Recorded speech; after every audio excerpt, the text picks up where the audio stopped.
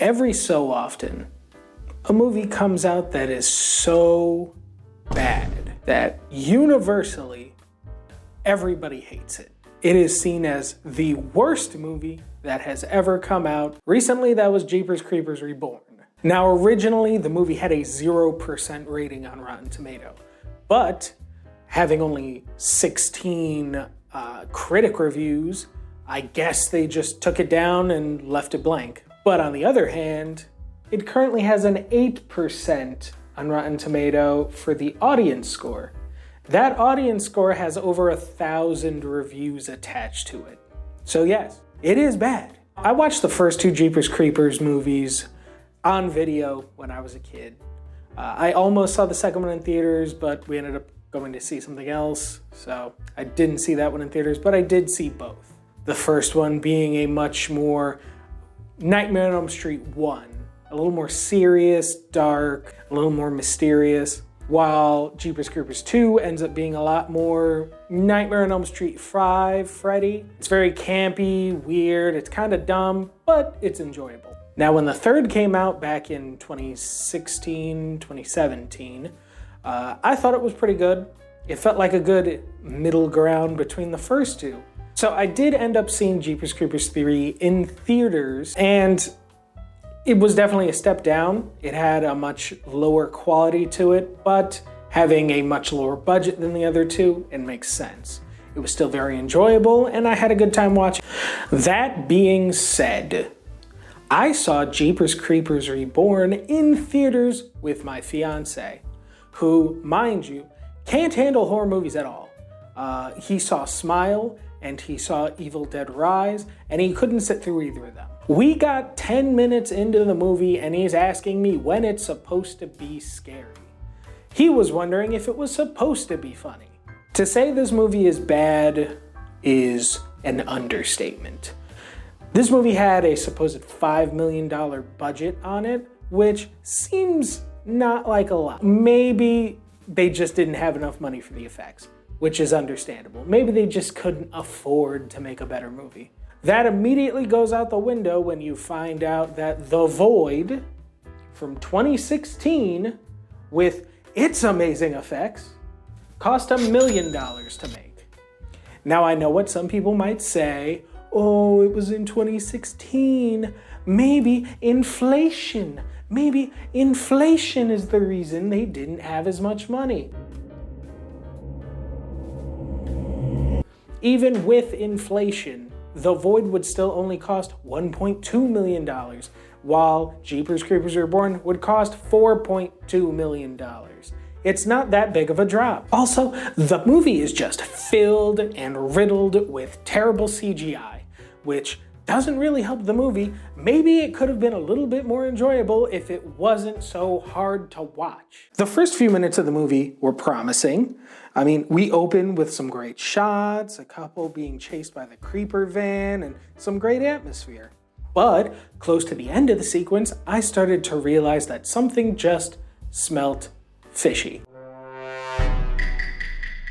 Watching it, I figured, maybe they're just paying homage to the original Jeepers Creeper with Derry and Trish getting chased by the van. It ends up just being a ripoff of like an Unsolved Mysteries episode where they make Derry and Trish a completely different couple. Now, it only goes downhill from here. We meet our main characters, Chase and Lane, on their way to the Horror Hound Festival in Louisiana. Horror Hound is an actual event that gets hosted, and something tells me they probably don't want to be associated with this movie anymore. Chase is a huge horror nerd, and Lane can't be bothered to give a shit half of the time.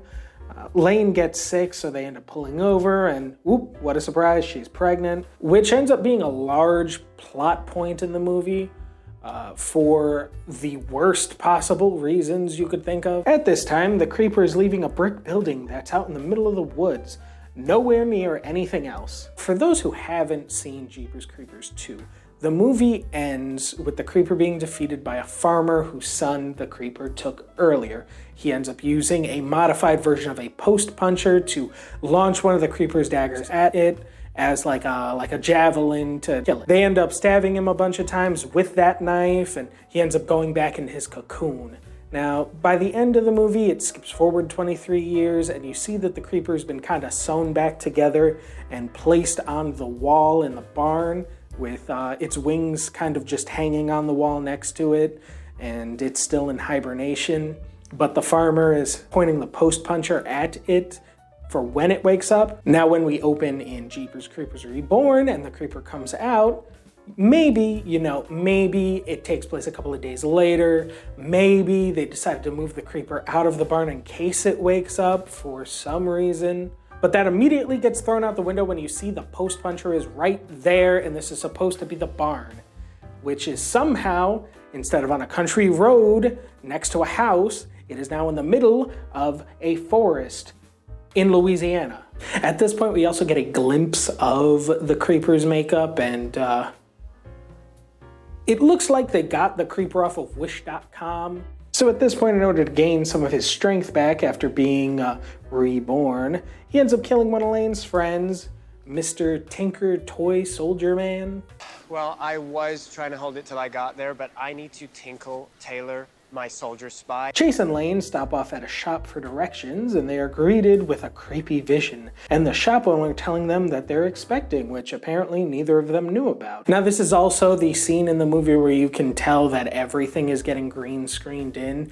It just doesn't match up the lighting or how anything looks.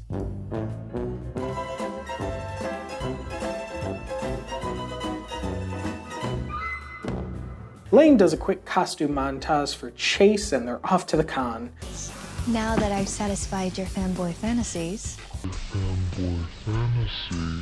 They make it there, and Lane is a throwing star god.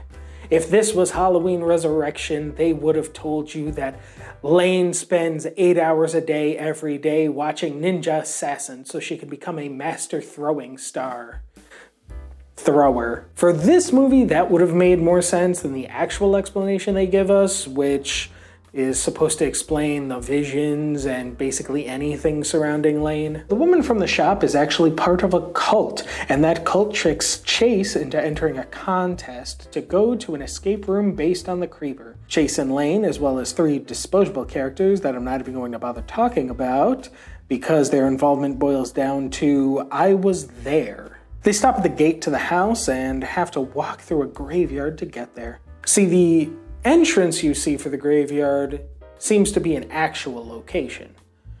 The graveyard itself is 100% green screened in, tombstones and all. Lane gets swooped up by the creeper while Chase tries to propose to her. Chase tells the others that the creeper took Lane, and they get locked inside the house by the cult. Also, here's a shot of the green screen moving out of frame with everything else. Lane ends up getting free from the creeper because he's busy killing off all the disposable characters for fun, I guess.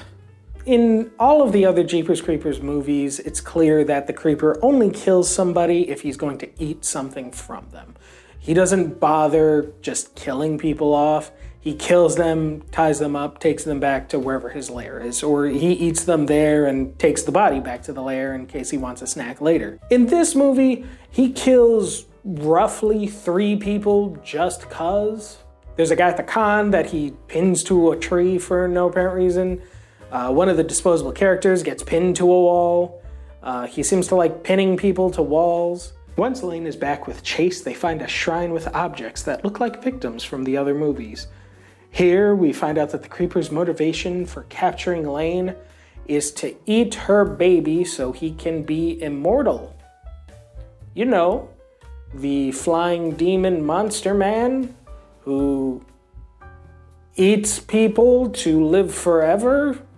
And if you're thinking that maybe, if he suffers enough damage, he can die, let's not forget the point in Jeepers Creepers 2 where he rips his own goddamn head off and throws it at somebody. Anyways, the creeper gets impaled by a lightning rod, Lane's eyes turn black, and one last jump scare later, the movie is over. And if we're being honest, this movie went through hell when it was made. The team behind the film tries their best to distance themselves from Victor, which led to a lot of changes. The design of the creeper, his backstory, and the story of the 4th film were all changed. This could have been a good thing, but it feels like none of this was done from people who watched or even understood the last 3 films.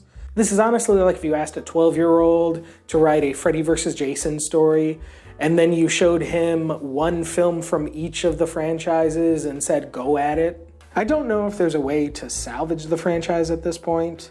If it went dormant, then got rebooted in 10 years, I'd be fine with it. If I'm being honest, even a Sci-Fi Channel movie would still be better than this. I'm Levi. See you later.